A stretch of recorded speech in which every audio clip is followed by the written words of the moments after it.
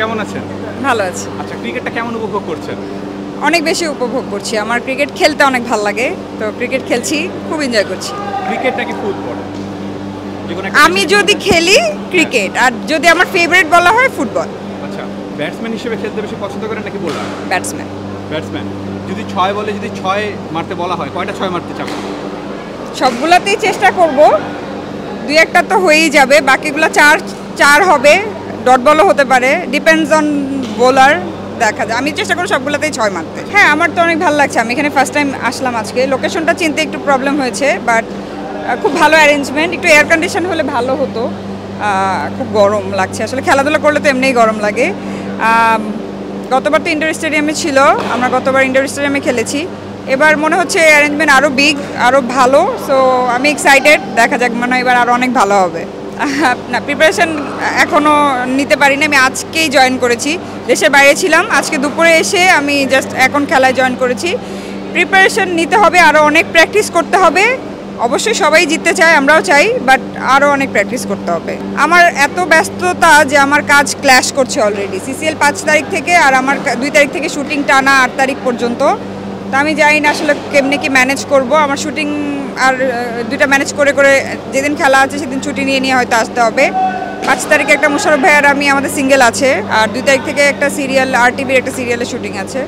তো দেখা যাক, ব্যস্ততা, শুটিং আর খেলা একসাথে পড়ে গেছে, তো 2টা ম্যানেজ করে ব্যালেন্স করে করতে হবে আসলে। হ্যাঁ, অফকোর্স ভক্তদের জন্য যে সিসিএল আছে, আর আমার রানিং তো ফাউল জামাই এনটিভিতে যাচ্ছেই, বোকা পরিবার RTVতে যাচ্ছে, বাংলা ভিশনে বাউকুমটা বাতাস যাচ্ছে, বাংলা ভিশন আরেকটা নতুন সিরিয়াল শুরু করতে যাচ্ছি।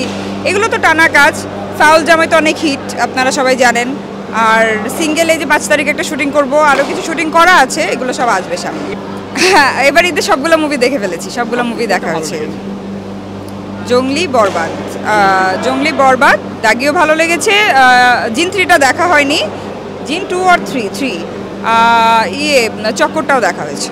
বাংলাদেশে এবার ঈদে যে মার্কেট দেখলাম, তাতে তো আমরা সবাই অনেক অনেক হ্যাপি যে আসলে অনেক দিন পরে সিনেমা সে সোনালি দিন ফিরে এসেছে মনে হচ্ছে, এবং এখনও প্রত্যেকটা শো হাউসফুল যাচ্ছে, তো খুব ভালো লাগছে। এবং বরবাদ, জঙ্গলি, দাগি, এরকম চক্কর, জিন 3, এরকম ডিফারেন্ট ছবি হচ্ছে, দর্শকরা পছন্দ করছে, দর্শকরা হলে এসছে।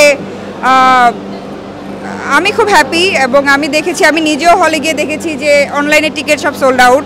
অনেক কষ্ট করে টিকিট ম্যানেজ করতে হচ্ছে সবাইকে, এবং আমাদের কাছে ফোন করে করে মানুষ টিকিট খুঁজছে যে আপু টিকিট পাওয়া যাবে কি না। তো খুব ভালো লাগছে। আর বরবাদ আমার মনে হয় যে শাকিব খানের one of the best movie so far, and looks also. আর জঙ্গলি সিয়ামের one of the best movie. So আমি দুইজনকেই দুই দিক থেকে রাখবো। আর নিশো ভাইয়ের আমার কাছে সুড়ঙ্গটা বেশি ভালো লেগেছে দাগির থেকে।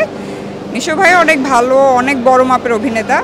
দাগিটাও ভালো লেগেছে। আমি কিন্তু সবগুলা হলে বসে দেখেছি, এবং আমার ঈদ কিন্তু শুরুই হয় সিনেমা দিয়ে। আমি এক একদিন এক একটা সিনেমা দেখি এবং হল ভিজিট করি।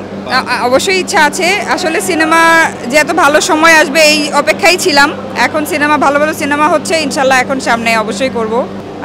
দর্শকদের উদ্দেশ্যে এতটুকুই বলবো যে আপনারা সবাই বাংলা চলচ্চিত্র, বাংলা সংস্কৃতির সাথে থাকবেন এবং ডেইলি সানের সাথে থাকবেন। Thank you. For more updates, follow us on Facebook, subscribe our YouTube channel, get the latest update on www.daily-sun.com.